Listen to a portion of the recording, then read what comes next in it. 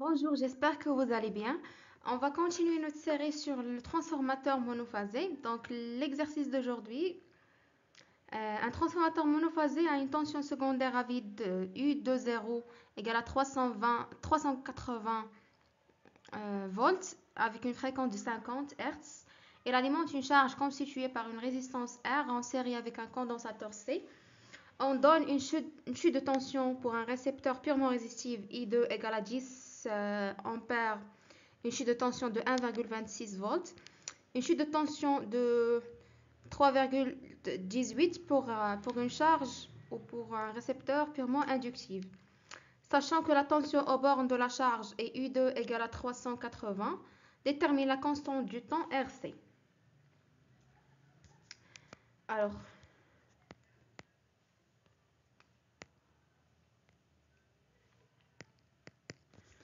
donc,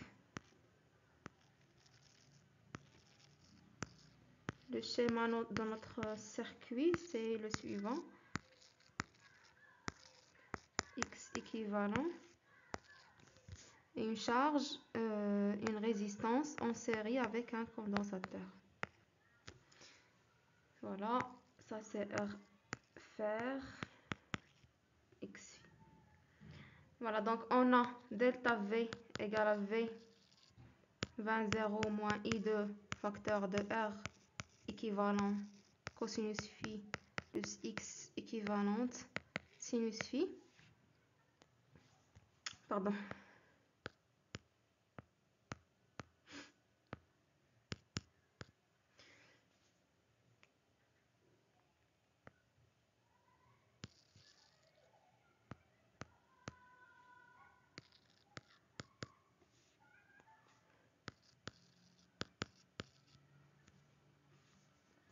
Donc, on a pour une charge purement résistive, on a une chute de tension.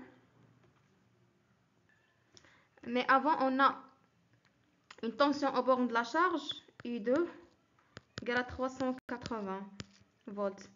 Donc, on a une chute de tension de 0, égale à 0. Donc, ça veut dire que I2 facteur de R équivalente cosinus phi plus X équivalente sinus phi égale à 0. Alors, on a R équivalent fois cosinus phi plus X équivalent sinus phi égale à 0. Donc, ça implique que phi égale à arc tangente de moins R équivalent sur X équivalent.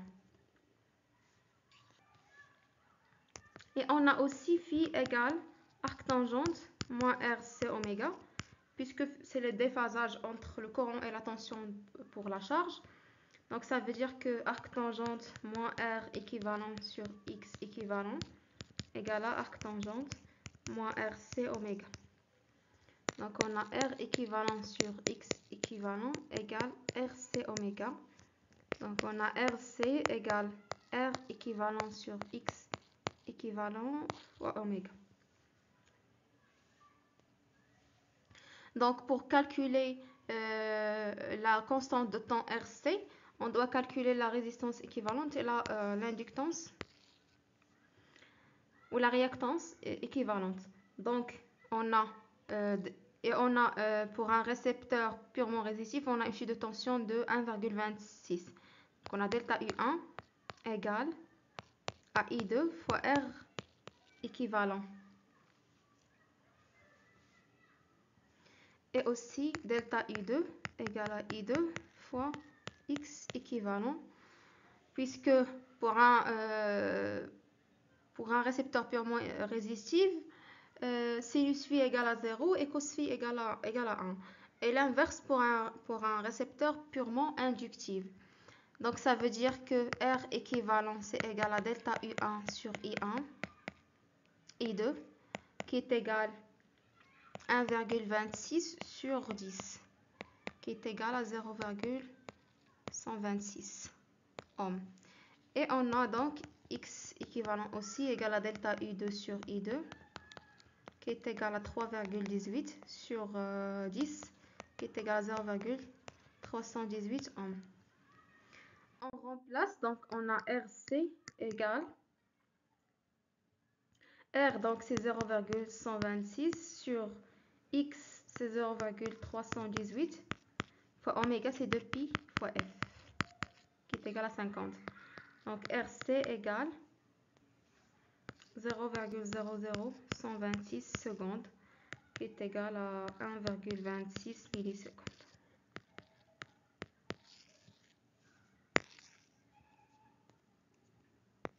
Question 2. Les pertes fer sont égales à 142 watts. Pour quel courant le rendement est maximal? Donc le rendement est max pour perte fer égale à perte joule. Et on a perte joule égale à RS fois I2 au carré. Donc ça implique que RS égale à perte joule sur I2 au carré.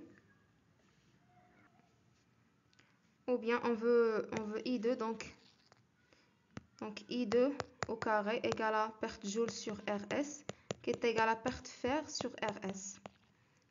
Donc le courant I2, c'est la racine de perte fer qui est égale à 142 sur RS que je viens de calculer, 0,126, je pense. Oui, c'est ça. Donc I2 égale 33,57 ampères. Question 3. Déterminer RC dans ces conditions. Donc on a premièrement RC égale à 1,26 millisecondes. Et on a Z charge égale à R plus G sur C oméga, puisque Z c'est résistance en série avec un condensateur. Ça c'est Z. Alors on a le module de Z charge, c'est égal à tension sur le courant, égale à aussi la racine de R carré plus 1 sur C oméga.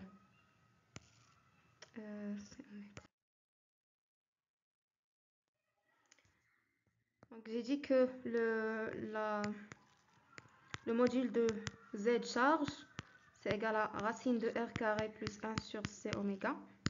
Le tout au carré égale à tension sur courant. Alors, qui est égal à aussi 380 sur 33,57 égale à 11,32 ohms. Donc, on a R carré plus 1 sur C oméga au carré égale le carré de 11,38 qui est égal à 128,14. Et on a RC au carré égale à 1,26 10 moins 3 au carré. Donc on remplace dans cette équation, on va obtenir R carré plus R carré sur oméga carré facteur de 1,26 10 moins 3 au carré égale 128,14. Donc on a R carré égale 128,14 sur 1 plus 1 sur 2pi fois F 50 fois 1,26 10 moins 3 au carré. Donc ça donne que R égale 4,15 ohms. Et on remplace, on a RC égale à 1,26 10 moins 3 et R égale à 4,15. Donc CC 302 microfarad. Voilà. Dernière question, déduire le rendement maximal du transformateur. Donc on a rendement max, c'est la puissance utile sur la puissance utile plus les pertes. Et les pertes, c'est perte fer plus perte joule. Et perte fer égale à perte joule. Donc c'est 2 fois perte fer. Donc c'est tension I2 fois I2 fois cosinus phi sur la tension fois courant fois cosinus phi plus 2 fois perte fer.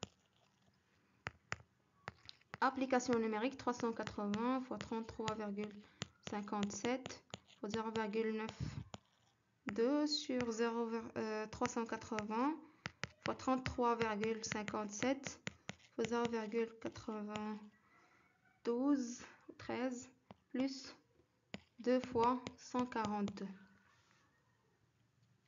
Et ça fait 0,97 comme rendement maximal.